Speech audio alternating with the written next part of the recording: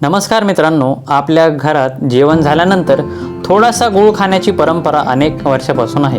पण तुम्हाला माहीत आहे का, हा छोटासा गुळाचा तुकडा आपल्या शरीरासाठी किती उपयोगी ठरू शकतो. आजच्या व्हिडिओमध्ये आपण पाहणार आहोत गूळ खाण्याचे 7 महत्त्वाचे फायदे. चला तर मग सुरू करूया. पहिला फायदा म्हणजे शरीराला पटकन ऊर्जा मिळते. गुळामध्ये नैसर्गिक साखर मोठ्या प्रमाणात असल्यामुळे तो शरीराला झटपट ऊर्जा देऊ शकतो. दुसरं म्हणजे लोह मिळण्यास मदत होते.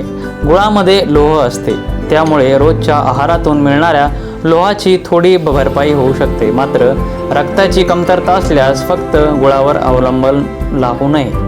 नंबर 3 म्हणजे शरीराला काही महत्त्वाची खनिजे मिळतात.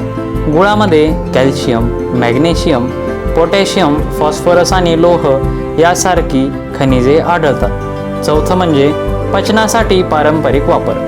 जेवणानंतर थोडासा गूळ खाण्याची परंपरा भारतात आहे आणि त्याचा वापर पचनासाठी पारंपरिकरित्या केला जातो.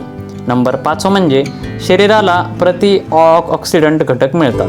गुळामध्ये काही पॉलिफिनॉल आणि इतर ऑक्सिडंट घटक आढळतात, जे शरीरातील ऑक्सिडेटिव्ह तणाव विरुद्ध संरक्षण देण्यास मदत करू शकतात.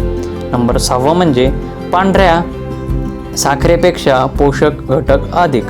पांढरी साखर प्रामुख्याने साखरेपासून बनलेली असतात, तर गुळामध्ये साखरेसोबत काही खनिजे आणि इतर घटकही टिकून राहतात.